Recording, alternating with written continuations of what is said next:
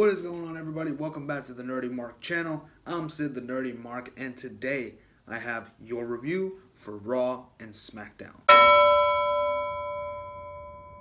So Raw does begin with Paul Heyman and Brock Lesnar making their way into the ring. He goes back to last week's footage of Brock Lesnar basically brutalizing Roman Reigns, and he talks about Roman's suspension is lifted, but he is not here because of the beatdown he suffered. This prompts Roman Reigns to come back out again from the crowd, armed with a steel chair. He comes in, gets a few chair shots in, but ultimately it is not enough to keep the beast down. He finally attacks Roman Reigns, beats him up again, gets him inside the ring, and hits a F5 on the steel steps, which he also brings into the ring. I do think Roman is going to get some sort of comeuppance right before Mania. Obviously, I can see what they're doing. They're trying to make Brock look strong so that when Roman beats him, it's like he overcame a really unattainable feat. So in 2 weeks' time, Nia Jax will get her hands on Alexa Bliss, but tonight she has the next best thing, and that is Mickie James. Pretty decent match. Mickie James works Nia's leg for the majority of the match. But the match, of course, does end with Nia Jax doing a combination military press plus Samoan drop onto Mickie. 1, 2, 3. Nia Jax wins the match. This prompts Alexa Bliss to come in and try to attack Nia Jax. But when Nia Jax just looks at her, Alexa gets the heck out of Dodge. I'm excited to see what happens at WrestleMania when these two finally face off. We now move on to the cruiserweights. We haven't seen these guys in a while because, 205 Live is actually doing a lot better than it was, but we do have Cedric Alexander and Mustafa Ali teaming up with Drew Gulak and TJP. Really good match, really good showing between all four of these guys. Of course, Cedric Alexander and Mustafa Ali are actually going to be competing at WrestleMania for the vacant cruiserweight title ever since Enzo Amore got fired. Good riddance. So this was a really good match, again, with some really high-flying spots as usual. Drew Gulak doing some great heel work with the no-fly zone and all that good stuff. I enjoyed this. Nothing too special about it. I think they're just holding back until Mania. I expect it to be a really good match, so don't disappoint me, cruiserweights. Time for Miz TV, and this time around, The Miz and the Miztourage tease a split. Miz does berate both Bo Dallas and Curtis Axel for not being able to get the job done on multiple occasions. This prompts Seth Rollins and Finn Balor to come out. They come in and they try to stir the pot a little bit. It turns out that this was all a ruse, and this was a trap set by The Miz, and the Miztourage attack Rollins and Balor. This prompts the Good Brothers to come out and to kind of even out the odds. This leads into a match later on in the night. Next up, Asuka versus local talent Jamie Frost. Now this was pretty much a squash match. This wasn't bad. I guess because, Asuka is challenging for the SmackDown Women's title, and the Raw Women's title picture is already filled. I guess right now, until Mania, Asuka's kind of in limbo, so she really doesn't have anything to do, so might as well just beat up on local jobbers. Asuka does win when she puts Jamie Frost in the Asuka lock in rather quick fashion, and yeah, that's that. So last week was the Ultimate Deletion. As I mentioned, this was a beautiful disaster. What is the aftermath? Woken Matt Hardy inserting himself into the Andre the Giant Battle Royale. What? I'm just going to say this right now. If Brother Nero does not come out and help Matt Hardy win the Battle Royale, I don't know what is next for Matt Hardy. I mean, obviously, Bray Wyatt is getting repackaged. That's why he was tossed into the Lake of Reincarnation. I don't know how this is going to progress the storyline between him and Bray Wyatt, because I know even still, the Ultimate Deletion was not the climax we thought it was, but apparently, now that Bray Wyatt he's probably going to come back as Woken Bray Wyatt, or who knows, maybe Sister Abigail. Again, like I said in my last week's review, if they do have him come back as Husky Harris, that would be the biggest troll move that WWE ever did. One of the biggest troll moves that WWE ever does. Hope to see Brother Nero there. I guess, since there's nothing much to do and there's only 2 weeks before WrestleMania, yeah, might as well put him in the Andre the Giant Battle Royale. Brother Nero better show up, or I will not be very happy. So, up next, Bayley and Sasha Banks are in a locker room. Bayley does tell Sasha that she's going to enter the Women's Battle Royal. Sasha's like, look, what is going on, okay? Just tell me, I'm your best friend and whatnot. Bayley then unleashes everything. She says, look, you have this me first attitude. You just use me for your own selfish needs. You keep talking about you're the boss and whatnot. And Sasha says, yeah, you know what? Yeah, I am the boss. I'm not going to apologize for it. That was the 4-time Raw Women's Champion. Bayley says, well, how long have you held those championships? Sasha loses it. She beats up Bayley, and that's how the segment ends. It looks like Sasha has turned heel. It looks like these two are going to be in the Women's Battle Royal.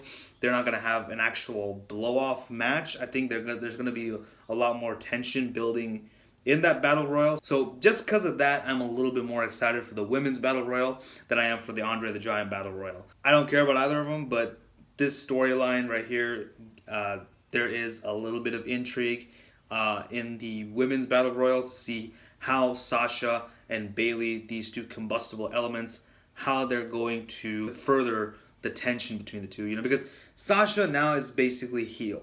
So I'm looking forward to see Bayley and Sasha have a match at a pay-per-view, like maybe Backlash, who knows. But yeah, finally they beat each other up.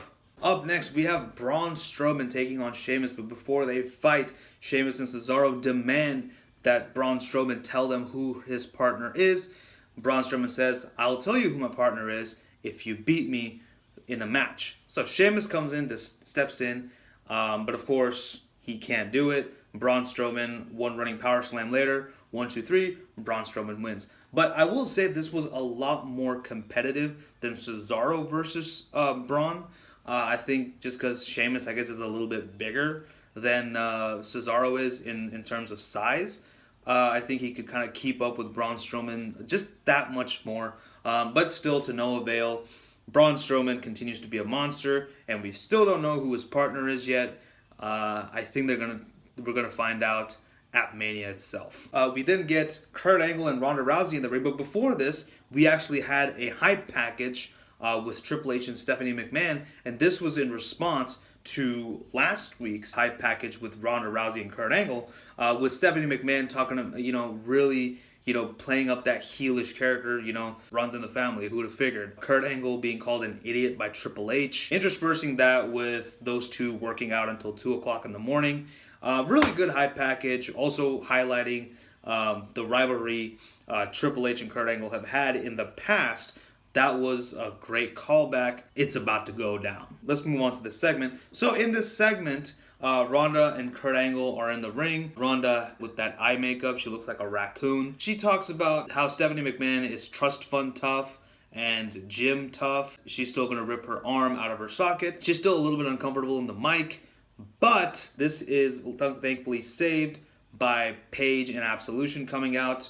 And Paige keeps calling her literally after every sentence. And I'm like, do you realize, Paige, that Ronda Rousey is older than you? Paige does offer Ronda Rousey a spot in Absolution, which Ronda blatantly refuses because she says she's got Kurt Angle by her side. So she says no.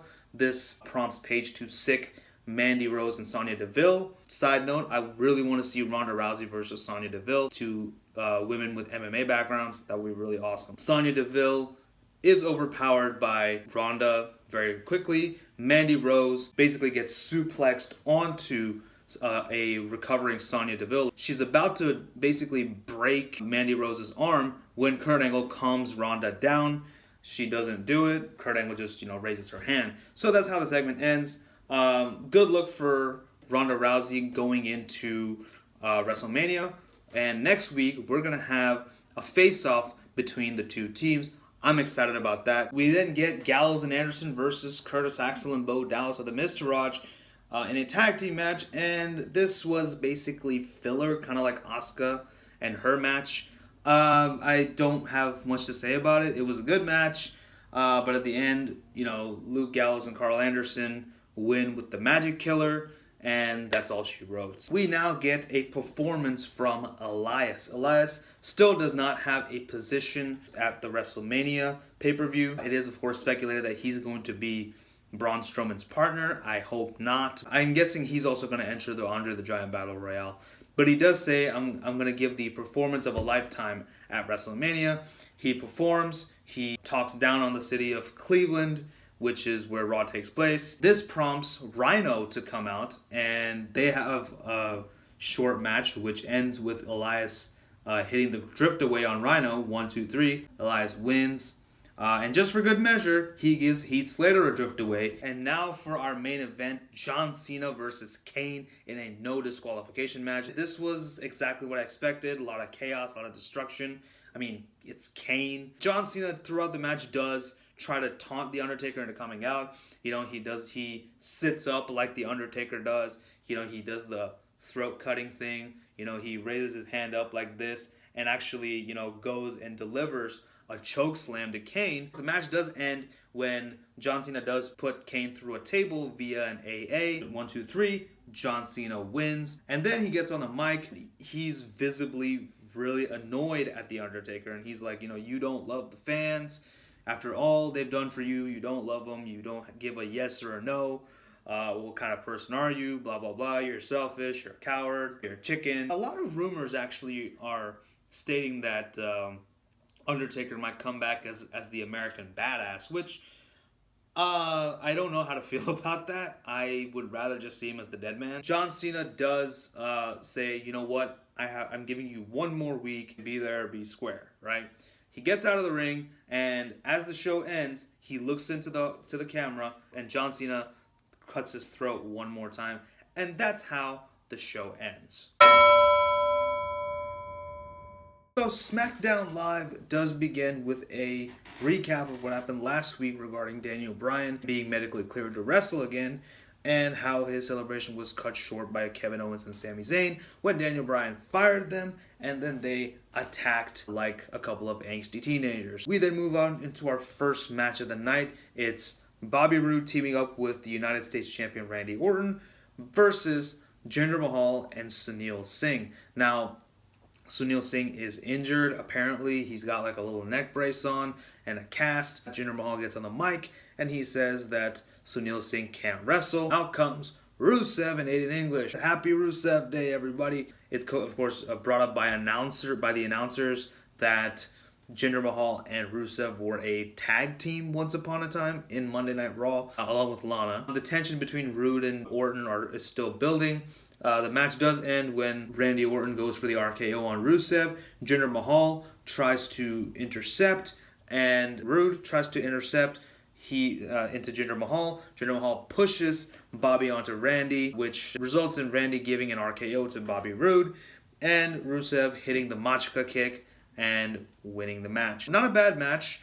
I'm just glad Rusev won finally. Not a great way to open the show, but not bad either. I'm kind of indifferent to this match. And then backstage, we have Jinder Mahal approaching Rusev, thanking him for teaming up with him. He will have a front row ticket to his Punjabi celebration when he wins the United States title. Jinder Mahal, that is. Rusev says, I have a better idea. I'm going to go find Daniel Bryan, and I'm going to ask to be put in this match. Later on, it is announced that we have a fatal 4-way for the United States title, which I am actually happy about because it's not like the Intercontinental title with Rusev added into it. He's going to WrestleMania. He's not in the Andre the Giant Battle Royale, thank God, and he's actually has a match for a title. It's finally duly noted that Rusev Day is like the most over thing on SmackDown. We then get a match between Becky Lynch and Ruby Riott, and long story short, Becky Lynch and the entire Riott squad are entering in the Women's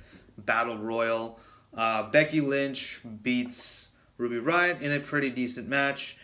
This prompts the Riott squad to come in and try to beat up Becky, but she throws them over the top rope because that's exactly what you have to do at the Women's Battle Royal. Watch your back. We then get literally the best segment on this show. Daniel Bryan coming out. He doesn't even get into the ring. He just stands on the entrance ramp and he challenges Kevin Owens and Sami Zayn, even though they're fired, to a match at WrestleMania, while he himself will tag with Shane McMahon. Now, Shane McMahon is legitimately hospitalized, according to Dave Meltzer and WWE. And apparently he has a certain condition, which I forgot what it's called. It's the same thing that forced Brock Lesnar to retire from UFC. So Daniel Bryan does say he's going to partner up with Shane to take on Kevin and Sami. And then he says, being a general manager is great, but also there's a lot of paperwork, and I have to wear this weird blazer or whatever the hell this is. That's what he says. And he says, I don't want to do that anymore. And he takes off his jacket, and he cuts a really impassioned promo on Kevin and Sami. He says that he's going to kick their ass at WrestleMania. And there's also a stipulation. If Sami and Kevin win, they will be reinstated. Otherwise, they are fired from SmackDown Live. Kevin and Sami will probably go to Monday Night Raw. Next, we have the New Day taking on Bludgeon Brothers, and this is really good because the Bludgeon Brothers are awesome, and they need the SmackDown Live titles around their waists after WrestleMania. There's nothing too amazing to say about this match. It's good. New Day, great in the ring. Bludgeon Brothers are awesome. The match does end when Bludgeon Brothers go outside to get their big old mallets when the Usos come in, so the match ends in a no contest, and the Usos and New Day get into it. The Bludgeon Brothers then come in with their mallets, and the New Day and Usos just, haul ass out of the ring. The Bludgeon Brothers still, getting some of their heat back. This, of course, does lead to a match in WrestleMania. It is official. We're having a triple threat match for the tag team titles. The Usos versus the New Day versus the Bludgeon Brothers. So I'm really excited about this one. You guys already know who I want to win. Then we have Dolph Ziggler versus Tyler Breeze. And this is just to kill time. Fandango, Tyler Breeze, and Dolph Ziggler are all going to be in the Andre the Giant Battle Royale. But I will say one spot was really good. Fandango is outside the ring. Tyler Breeze gets out of the ring. Dolph Ziggler gets out of the ring, gives chase to Tyler Breeze. Fandango runs around the ring. Breeze and Ziggler get back in the ring. Fandango's still running laps. This does cause a distraction. And, I guess they're teasing a split between Breezango. This leads Dolph Ziggler to hit a zigzag onto Tyler Breeze. 1, 2, 3. Ziggler wins. He goes outside and hits a super kick on Fandango for good measure. Time for our main event. This is Shelton Benjamin versus Shinsuke Nakamura. Both these men are meeting in the ring for the very first time, and this was a really good match. I wish it went on a little bit longer, but whatever we got from it was fantastic. Two distinctly different styles of wrestling. Shelton Benjamin's amateur wrestling background and Shinsuke Nakamura's strong style, really seeing those two collide. Earlier on in the show, Nakamura did say that he wanted AJ Styles in his corner, so AJ Styles does agree because, Chad Gable is going to be close by. Chad Gable does try to get involved, but AJ Styles stops it. The match does end when Nakamura hits the Kinshasa onto Shelton Benjamin. 1, 2, 3. Shinsuke Nakamura wins. And then he brings AJ inside the ring, and he tells AJ that he didn't need his help. He just wanted to see what's going to happen at WrestleMania. AJ cuts a very passionate promo. Nakamura says, AJ, this is why I'm going to win, because you are way too emotional. I'm going to beat you with a knee to face. And he leaves the ring, but then Benjamin and Gable start attacking AJ Styles. Nakamura clears the ring. AJ is getting up. Nakamura sets up for the Kinshasa, but he just stands an inch away from AJ, and he says, knee to face, and then pats AJ on the head, and that's how SmackDown Live ends. So overall, I think both shows kind of were holding back a little bit, and I can understand why. I mean, because next week is the go-home shows, for both Raw and SmackDown before WrestleMania, so they have to make a huge impact before we, finally see the Showcase of the Immortals. So I can understand. However, I will say that SmackDown was the better show. The matches were a little bit better. The some of the segments had a little bit more progression. But as far as Raw is concerned, I did like the first segment with Brock Lesnar and Roman Reigns. Of course, everything going on with Nia Jax and Alexa Bliss. Bayley and Sasha, their feud finally coming to a head. Finally, that's blowing off. Seth Rollins and Finn Balor and The Miz, that segment was great. And of course, John Cena and Kane was a good match, and the promo he cut afterwards was good. As far as SmackDown, Benjamin versus Nakamura, great match. Rusev being added into the United States title picture, fantastic. Teasing a little bit of Bobby Roode's heel turn a little bit in their tag match as well. Daniel Bryan's promo was great. Shinsuke Nakamura's promo was good at the end. So yeah, that's about it. But like I said, overall, I think both of them were holding back punches. We'll see what happens in the go-home show for both shows. That's pretty much it for Raw and SmackDown this week. Let me know what you guys thought about both shows in the comment section below. Also, don't forget to like, share, and subscribe. Follow me on social media, and tell your friends about the Nerdy Mark. Until next time, this is Sid signing off. You guys take care. Bye-bye.